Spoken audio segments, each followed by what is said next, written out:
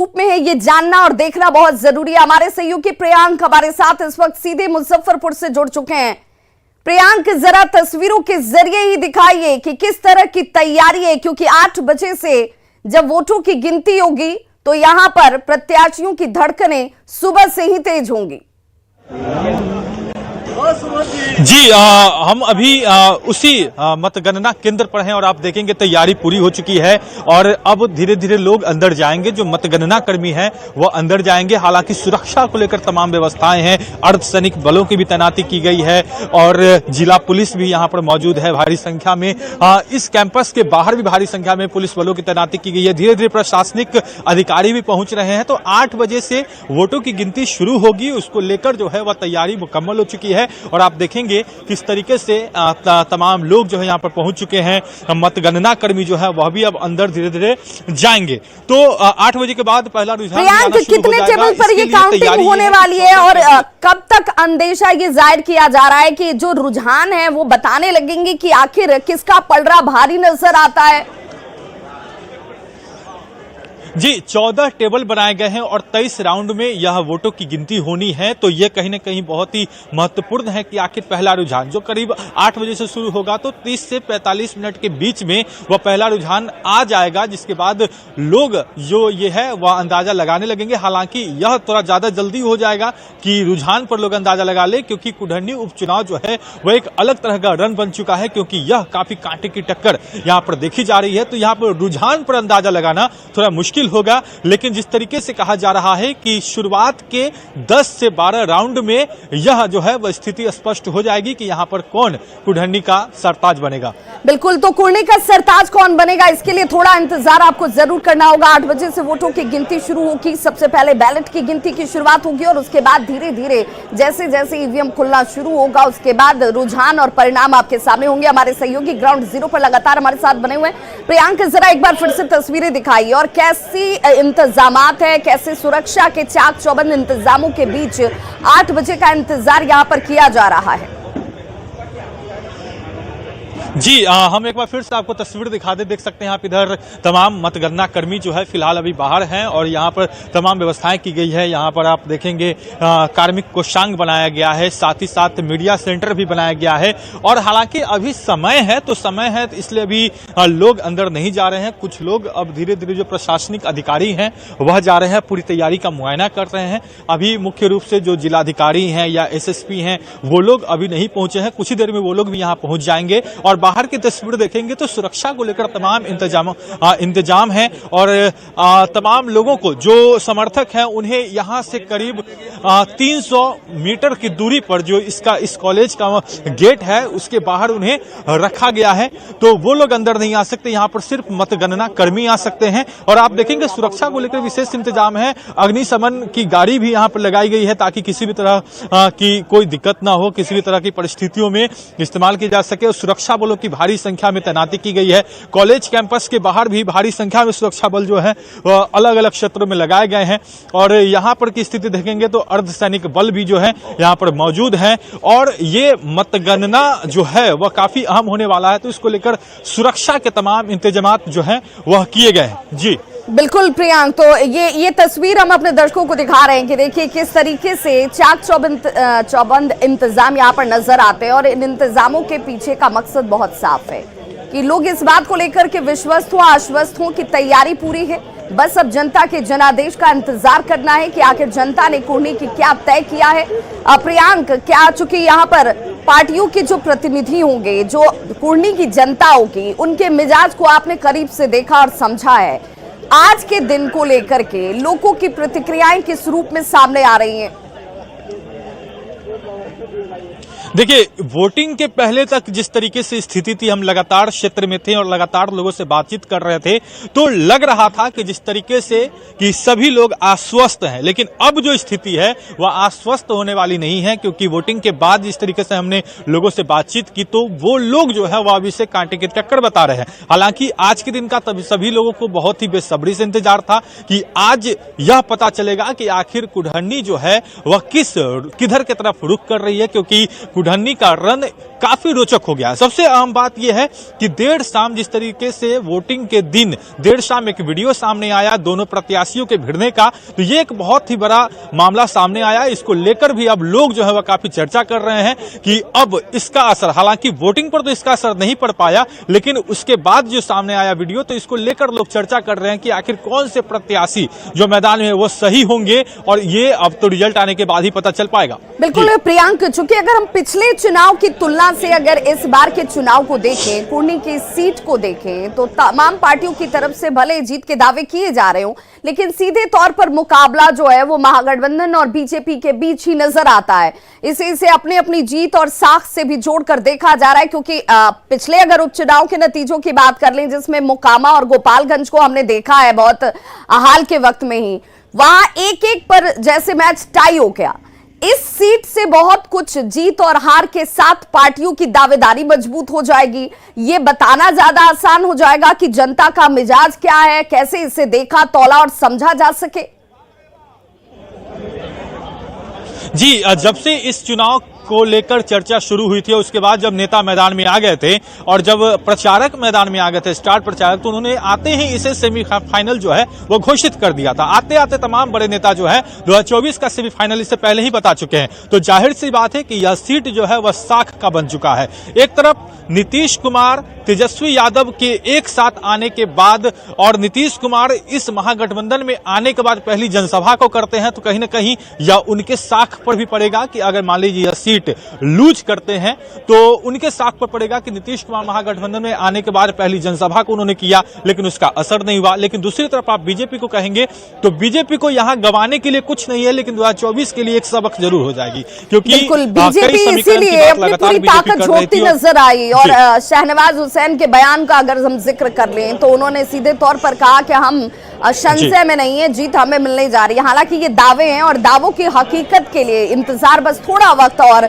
सुबह 8 बजे से वोटों की गिनती की शुरुआत हो जाएगी। कुढ़नी उपचुनाव में किसके सिर जीत का सेहरा सजने वाला है ये समझ में आ जाएगा। 13 प्रत्याशियों के भाग्य का फैसला अब से थोड़ी ही देर के बाद शुरू हो जाएगा। रुझानों के तौर पर नजर आना, इस पर नजर बनाए रखिए। प्रियांक एक बार फिर से लौटेंगे, लेकिन ये तस्वीरें अपने आप में बहुत खास है, बहुत महत्वपूर्ण है, ये बताने के लिए कि बिहार की सियासत की गर्माहट को इस ठंड के मौसम में भी महसूस किया जा सकता है। आरडीएस कॉलेज को काउंटिंग सेंटर बनाया गया है, जिसकी ये सीधी तस्वीरें इस वक्त आप देख रहे हैं, जहां पर कार्यकर्ता आपको नजर आ रहे होंगे। सुरक्षा के चाक चौबंद इंतजामों के बीच इंतजार सुबह के 8 बजे का किया जा रहा है। कुढ़नी में तीर चलेगा या कमल खिलेगा, ये सवाल का जवाब इसके लिए थोड़ा सा ही इंतजार अभी आपको करना है। लेकिन कुढ़नी उपचुनाव बेहद महत्वपूर्ण, बहुत इंटरेस्टिंग इस वक्त नजर आती है, क्योंकि इस चुनाव के साथ ये बताने की कोशिश जरूर होगी, ये परसेप्शन क्रिएट करने की कोशिश जरूर होगी कि 2024 के लिए जनता जनार्दन किस रूप में दे रही है, जनता जनार्दन का फैसला, और इस फैसले को हम किस निगाह से देखें।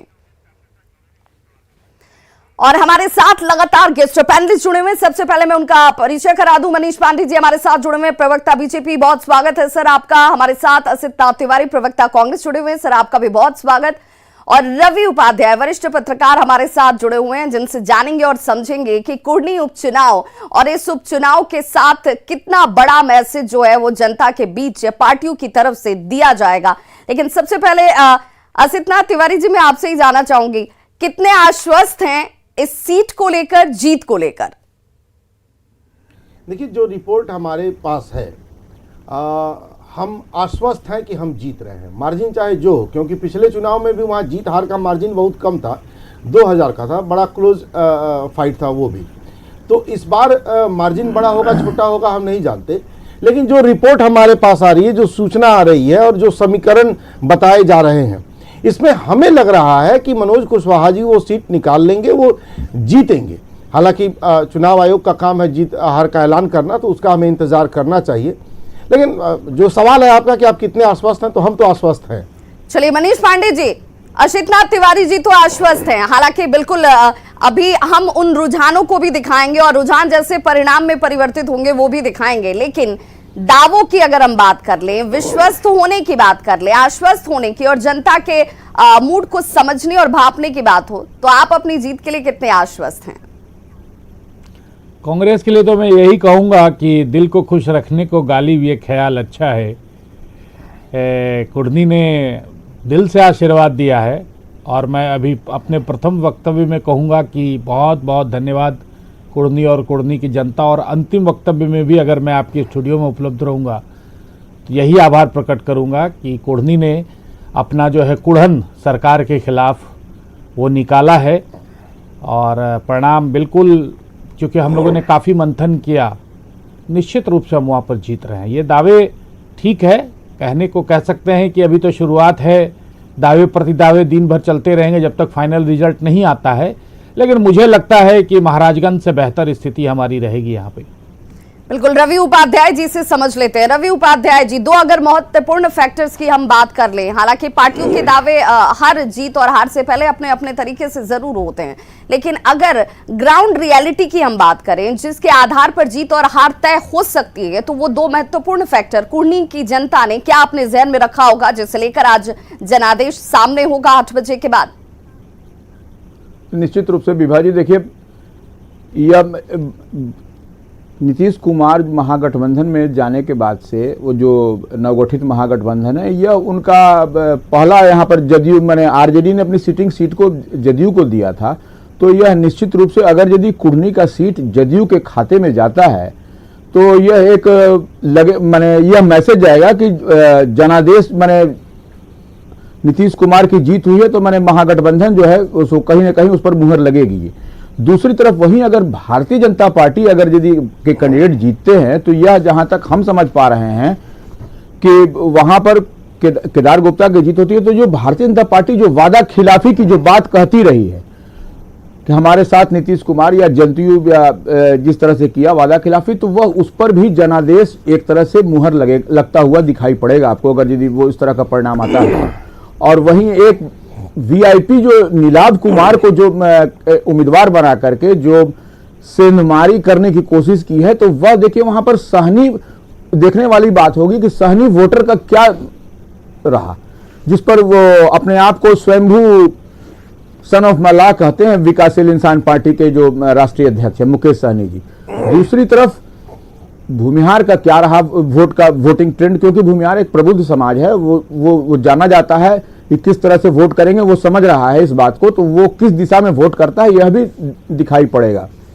जी विभा जी, बिल्कुल, तो ये वो महत्वपूर्ण कारक हैं, और यही शायद पार्टियों के लिए भी साख की लड़ाई के तौर पर नजर भी आता है, जिसके दावेदारी किए जा रहे हैं। आसिता तिवारी जी, अब आपसे जानना चाहूंगी कि अगर, चूंकि स्पेकुलेशन की ही बात होगी अभी, चूंकि ना तो रुझान है और ना ही परिणाम है, लेकिन स्पेकुलेशंस पर बातचीत होगी, तो इस स्पेकुलेशन के आधार पर मैं आपसे जानना और समझना चाहती हूं कि जीत और हार के साथ, चूंकि एक एक का मैच टाई हो चुका है, 2 उपचुनाव से पहले हमने देख चुके हैं, मोकामा और गोपालगंज की परिस्थितियां और तस्वीर सामने थे, इस सीट के साथ क्या इस परसेप्शन को जनता तक पहुंचाने में आप ज्यादा कामयाब हो पाएंगे कि हमारी स्वीकार्यता, इस बदलाव की स्वीकार्यता जो इस वक्त सरकार के तौर पर चल रही है, ये जनता के बीच में बहुत स्वाभाविक रही, इसे लेकर के विपक्ष की तरफ से तमाम जो बातें कही गई उसे जनता ने दरकिनार कर दिया?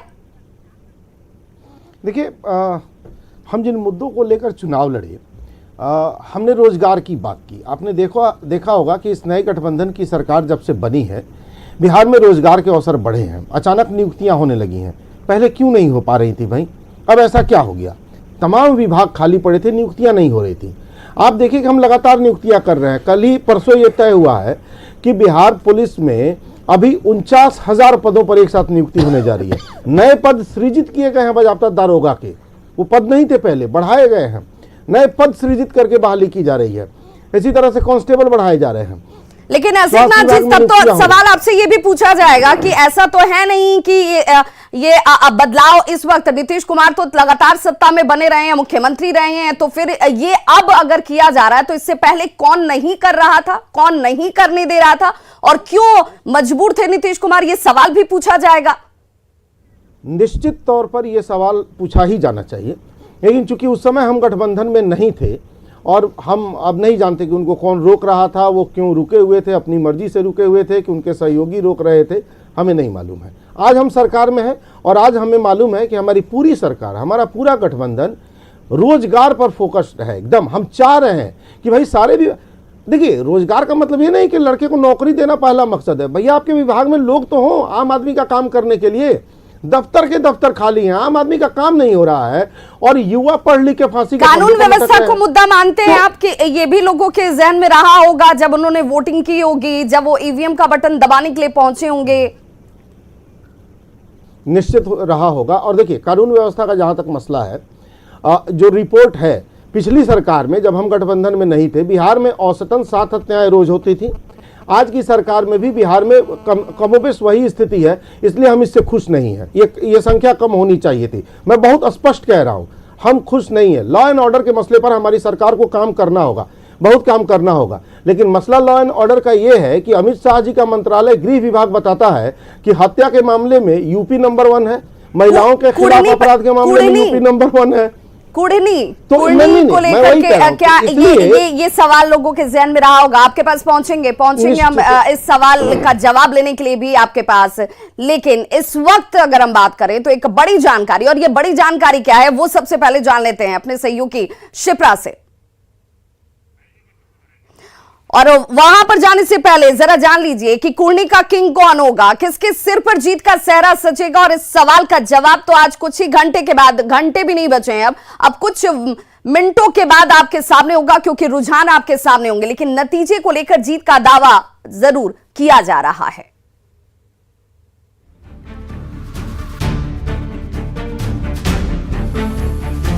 कुर्नी विधानसभा सीट का चुनाव परिणाम कुछ ही देर में सामने आने वाला है। जनता का आशीर्वाद किसे मिलेगा, इस पर सभी की नजरें टिकी हुई। वैसे तो उपचुनाव में कुल 13 प्रत्याशी मैदान में हैं, लेकिन सीधा मुकाबला महागठबंधन से जेडीयू उम्मीदवार मनोज कुशवाहा और बीजेपी के उम्मीदवार केदार प्रसाद गुप्ता के बीच है। मुकेश सहनी की वीआईपी और असदुद्दीन ओवैसी की पार्टी एआईएमआईएम ने उम्मीदवार उतारकर इस एक सीट के जंग को बेहद रोचक बना दिया है। 2020 में विधायक बने आरजेडी के अनिल सहनी की विधायकी एलटीसी घोटाले में दोषी पाए जाने और 3 साल की सजा के बाद चली गई थी, जिसके बाद कुर्नी सीट पर उपचुनाव कराया जा रहा है। इस बार जेडीयू के मनोज कुशवाहा महागठबंधन के प्रत्याशी हैं, तो बीजेपी से केदार गुप्ता, मुकेश सहनी की पार्टी वीआईपी के नीलाभ मिश्रा और असदुद्दीन ओवैसी की पार्टी एआईएमआईएम की मुर्तजा अंसारी चुनाव मैदान में हैं, यानी मुकाबला चौतरफा है। दिलचस्प है कि 2015 में बीजेपी के मौजूदा प्रत्याशी केदार गुप्ता ने जेडीयू के मनोज कुशवाहा को हराया था। बीजेपी ने फिर से केदार गुप्ता पर ही दांव खेला है। हाल ही में हुए मोकामा और गोपालगंज के उपचुनाव में दोनों सीटों पर मुकाबला 1-1 की बराबरी पर बीजेपी और महागठबंधन के बीच खत्म हुआ था, लेकिन कुर्नी की सिटिंग सीट आरजेडी ने जेडीयू को दे दी है। ऐसे में नीतीश की प्रतिष्ठा दांव पर है। नीतीश के साथ ही तेजस्वी यादव के लिए भी बड़ा इम्तिहान है। आखिर कुर्नी उपचुनाव क्यों अहम है, इसे भी समझ लीजिए। दरअसल कुर्नी की सीटिंग सीट इस बार आरजेडी ने सहयोगी जेडीयू को दी है। मुकाबला जेडीयू, बीजेपी, वीआईपी और एआईएमआईएम के बीच हो रहा है। मुकेश सहनी की वीआईपी और असदुद्दीन ओवैसी की एआईएमआईएम ने चुनाव को रोचक बना दिया है। उपचुनाव के परिणाम से जातीय समीकरण तय होंगे। हार जीत से पार्टियों की रणनीति भी बदलेगी। जेडीयू उम्मीदवार यदि हारा तो महागठबंधन को झटका लगेगा, जबकि यदि बीजेपी की जीत हुई तो 2024 के लोकसभा चुनाव के लिए इसे अच्छा संकेत पार्टी के लिए माना जाएगा। कुर्नी की लड़ाई को धार देने पहली बार नीतीश कुमार तेजस्वी यादव के साथ चुनाव प्रचार करने आए। डिप्टी सीएम तेजस्वी यादव ने भी अपनी सभा में पिता लालू प्रसाद के खराब स्वास्थ्य का हवाला देकर लोगों से इमोशनल कार्ड खेला था।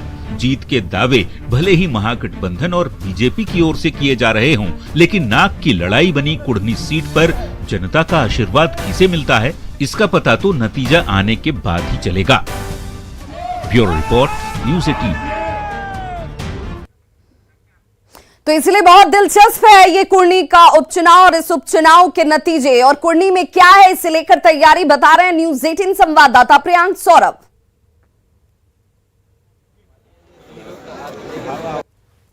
कुढ़नी उपचुनाव को लेकर वोटों की गिनती आज है। अब से कुछ देर बाद जो है वह ईवीएम खुलेगा और आप देख सकते हैं अभी हम उसी केंद्र पर हैं जहां पर मतगणना होनी है और ऐसे में आप देखेंगे भारी संख्या में सुरक्षा बलों की तैनाती है।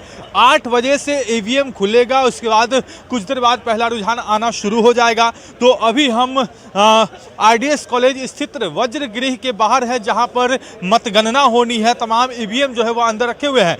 23 राउंड में वोटों की गिनती होगी और इस 23 राउंड में यह फैसला होगा कि आखिर कुढ़नी का नया विधायक कौन होगा, क्योंकि कुढ़नी उपचुनाव कई मायनों में अहम है। कई राजनीतिक पार्टियों की प्रतिष्ठा जो है वह दांव पर बनी हुई है। ऐसे में यहाँ पर अब जो है वह कुछ ही देर में काउंटिंग जो है वह शुरू होने वाली है। लेकिन आप देखेंगे उससे पहले यहाँ पर तमाम व्यवस्थाएं दिखा दें। सुरक्षा को लेकर तमाम व्यवस्थाएं की गई है। अर्धसैनिक बलों की भी तैनाती चुनाव के दिन से ही है। जिला पुलिस की भी तैनाती है। भारी संख्या में सुरक्षा बल मौजूद है। अग्निशमन जो वाहन है उसको भी बुलाया गया है। इसके काफ़ी दूर तक भी सुरक्षा बलों को तैनात किया गया है। तो काफ़ी ज़्यादा सुरक्षा जो बल है वह मौजूद है और कहीं ना कहीं 13 प्रत्याशियों के भाग्य का फैसला जो 3,11,728 में वोटरों में से 57.8 वोटरों ने जो वोट दिया है, तो उससे यह आज पता चलेगा कि आखिर उन 13 प्रत्याशियों में किन का भाग्य आज चमकेगा। मुजफ्फरपुर से न्यूज़ 18 के लिए प्रियांक सौरभ। और कैसी तैयारी के साथ जीत किसके सिर बनने वाला है, किसे जीत हासिल होने वाली है, उस पर नजर हमारी लगातार है और इसीलिए हमने अपनी पूरी तैयारी की हुई है। रट सीधे काउंटिंग सेंटर की तरफ आपको लिए चलेंगे जहां पर कैसे एक एक रुझान और उस रुझान के साथ जो तस्वीर निकलकर सामने आएगी वो परिणाम हम आप तक सबसे पहले पहुंचाने वाले हैं विश्वस्त तरीके से। हमारी सहयोगी शिप्रा हमारे साथ सीधे जुड़ रही हैं रट से। शिप्रा, किस तरह की तैयारी, जरा सबसे पहले उस माहौल को दिखाइए, उस तैयारी को दिखाइए जिस पर हर बार हमने अपनी मोहर लगाई है कि हम कितने विश्वस्त हैं और क्यों लोगों का भरोसा न्यूज़ 18 बिहार झारखंड के इस रिजल्ट पर हमेशा होता है। विभा, देखिए जो सवाल सबके मन में था, खासतौर पर बिहार की जनता के मन में कि कुढ़नी किसकी होगी, तो उसका जवाब आज मिलने वाला है और वो जवाब हम देंगे दर्शकों को और उसकी पूरी तैयारी हमने कर रखी है यहाँ पर। और इसके साथ ही जो 2 अन्य राज्यों में चुनाव हो रहे हैं, हिमाचल और गुजरात, उसकी भी पूरी तैयारी यहाँ कर ली गई है। एक एक अपडेट सबसे पहले हम दर्शकों तक पहुँचाएंगे और किस तरीके से ये सब कुछ काम करता है वो भी दर्शकों को बताएंगे। सबसे पहले मैं आपको पूरा ये सेटअप दिखाना चाहूँगी। यहाँ पर देखिए पूरी तैयारी हमने कर रखी है। ये सारे सिस्टम्स लग चुके हैं यहाँ पर। अभी एक एक करके सारे जो हमारे वरिष्ठ सहयोगी हैं वो यहाँ पर बैठेंगे और उसके बाद एक एक जानकारी जैसे ही काउंटिंग शुरू होगी उसके बाद उसकी जानकारी हम दर्शकों तक पहुँचाएंगे। लेकिन कुढ़नी पर हम ज़्यादा फोकस कर रहे हैं क्योंकि मुजफ्फरपुर के विधानसभा सीट पर उपचुनाव हो रहे हैं, तो ऐसे में कुढ़नी का जवाब जानना बेहद ज़रूरी है सभी बिहार के लोगों के लिए। और किस तरीके से ये सब कुछ कनेक्टेड है, कैसे यहाँ पर जानकारी मिलेगी। सबसे अहम बात जो मैं बताना चाहूँगी वो ये कि जो यहाँ पर सिस्टम है ये सीधा कंट्रोल रूम से कनेक्टेड है। जो कंट्रोल रूम बनाए गए हैं मुजफ्फरपुर में, वहाँ से सीधा कनेक्टेड है और सीधी जानकारी यहाँ तक पहुँचेगी। हमारे वरिष्ठ सहयोगी राहुल देव हमारे साथ हैं और उनसे जान लेते हैं कि कैसे ये सारा सिस्टम आज काम करने वाला है। कितनी जल्दी ये सब कुछ प्रोसेस होगा और कितनी जल्दी हम रिजल्ट दर्शकों तक बता पाएंगे। शिप्रा, हम लोग ने जो तैयारी की है न्यूज़ 18 नेटवर्क पे आप ये 8 बजे से पूरे लाइव देख सकते हैं, जिसमें आपको इतने एक्साइटमेंट मिलेंगे कि जो शायद ही आपको कभी मिले होंगे। यहाँ पे गुजरात के 182 और हिमाचल के 68 और बिहार में एक सीट के जो उपचुनाव हुए हैं जिसके नतीजे आने वाले हैं वो है कुढ़नी। आप देख रहे हैं किस प्रकार से यहाँ तैयारी किए गए हैं, अलग अलग सीट पर है। कुछ ही देर में ये पूरे लोग यहाँ पर भरेंगे और सीधे सेकेंड के 5 से 10 सेकंड के अंदर जो भी अपडेट होंगे वो हम सीधे अपने दर्शकों को तक पहुंचाएंगे।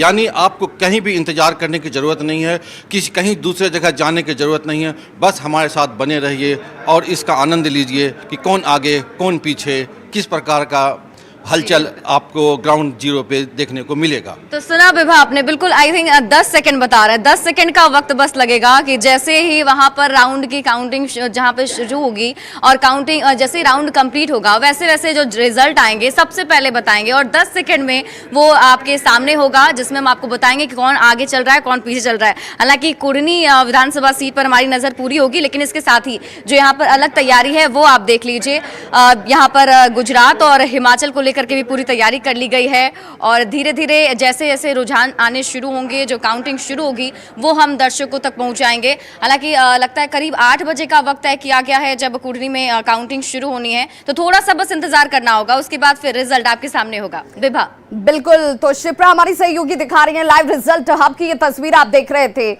जिस रिजल्ट हब से सबसे पहले आप तक वो रुझान पहुंचते हैं, जिन रुझानों के साथ प्रत्याशियों की धड़कनें तेज हो जाती हैं, जनता जनार्दन को भी ये पता चलता है कि कुढ़नी के साथ साथ चूंकि 2 महत्वपूर्ण स्टेट गुजरात और हिमाचल के परिणाम भी आने वाले हैं और उससे जुड़ी हुई हर एक जानकारी आप अपने टीवी स्क्रीन पर हमारे जरिए देख पाएंगे। अब इस वक्त जरा पूरे इस स्क्रीन के एक फॉर्मेट को भी एक बार देख लीजिए। अभी 0-0 का आंकड़ा आपको नजर आ रहा होगा, लेकिन जैसे ही रुझान आने शुरू हो जाएंगे आपको यहां पर अंक नजर आने लगेंगे। कौन आगे चल रहा है, कौन पीछे चल रहा है, किसे जीत की तरफ आगे बढ़ती हुई उम्मीद नजर आती है, किसके ऑर्डर आज उसे सुखद अनुभूति देने वाले हैं, लड्डू की मिठास किसके लिए मीठी होगी और किसे ये कड़वा अनुभव होगा, ये सब कुछ इन आंकड़ों के साथ, चूंकि राजनीति जो है अंक गणित का खेल है और इसीलिए आज सबकी निगाहें इन्हीं आंकड़ों पर जाकर टिक गई हैं। कुढ़नी की बात करेंगे, कुढ़नी का किंग कौन होगा, किसके सिर पर जीत का सेहरा सजेगा, इस सवाल का जवाब बस अब से कुछ ही देर के बाद आपके सामने रुझानों के तौर पर आना शुरू हो जाएगा। लेकिन नतीजों को लेकर जीत का जो दावा जो है वो लगातार अपनी अपनी तरफ से किया जरूर जा रहा है।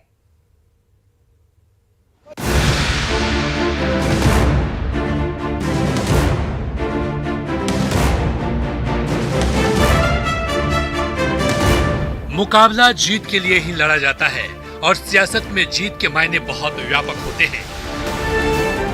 कुढ़नी उपचुनाव में भी सभी पार्टियों ने अपनी पूरी ताकत झोंक दी थी।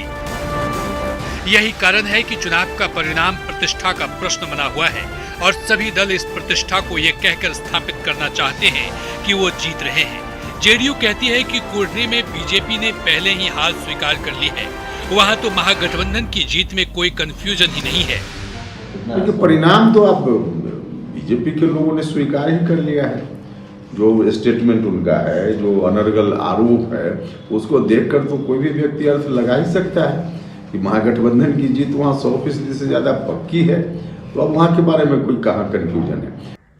भारतीय जनता पार्टी ने जिस तरह से धन बल का प्रयोग किया, नफरतवाद का, जातवाद का विष वमन किया उपचुनाव में, सारे केंद्रीय मंत्री इनके घर घर जाकर के पॉप पकड़ रहे थे और कुढ़नी की जनता देश में बढ़ती महंगाई के खिलाफ मतदान किया है। आरजेडी इस चुनाव में बीजेपी पर जाति पात और नफरत के विष वमन का आरोप लगाते हुए जीत का दावा कर रही है। जीत के इन्हीं दावों के बीच सियासी व्यंग के तीर भी छोड़े जा रहे हैं, जिसका प्रत्युत्तर बीजेपी ने भी उसी अंदाज में दिया है।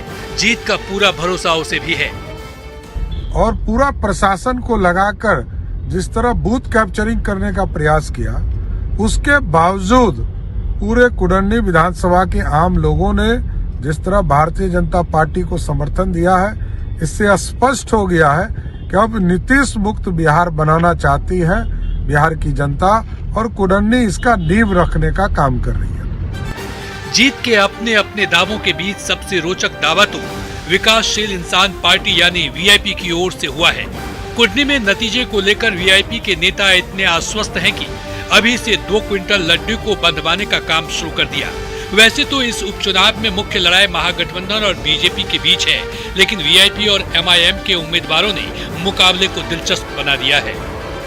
चुनाव हम भारी मतों से जीत रहे हैं। कल तो हम लड्डू मिठाई भी बांटेंगे, तैयारी करवा रहे हैं। अगर तैयारी किसी को देखना है तो हमारे आ जाए, वहाँ इको पार्क के पास देख के जो है वहाँ 2 क्विंटल लड्डू बट रहा है। भारी मतों से हम चुनाव जीत रहे हैं। बीजेपी हो या गठबंधन, दोनों दलों ने कुढ़नी का किंग बनाने के लिए कड़ा संघर्ष किया है। ये सीट प्रतिष्ठा की सीट है, लिहाजा बीजेपी के बड़े नेताओं ने कुढ़नी में कैंप किया, तो दूसरी ओर सीएम नीतीश कुमार और डिप्टी सीएम तेजस्वी यादव ने संयुक्त रैली की। डिप्टी सीएम ने लालू प्रसाद यादव को लेकर इमोशनल कार्ड भी खेला था। लेकिन जीत के अपने अपने दावों के बीच देखने वाली बात यह है कि जनता ने किस पर अपना भरोसा जताया है, किसे अपना आशीर्वाद दिया है। न्यूज 18 के लिए पटना से आनंद अमृतराज की रिपोर्ट। तो जनता ने किस पर अपना विश्वास जताया है, किसे जीत दिलाकर जनता अपने मैसेज को क्लियर करना चाहती है, इसके लिए थोड़ा ही इंतजार अभी शेष बचा है। हमारे साथ लगातार गेस्ट पैनलिस्ट जुड़े हुए हैं जिनसे हम चर्चा कर रहे हैं कि जीत और हार के मायने के साथ साथ क्या इतना आसान होता है जिन मुद्दों की बात की जाती है, क्या जब जनता के बीच पार्टियां पहुंचती हैं तो मुद्दे ही आधार रह जाते हैं या फिर जाति सबसे आगे हो जाती है, ये बहुत महत्वपूर्ण हो जाता है। मनीष पांडे जी, आपके ऊपर लगातार ये आरोप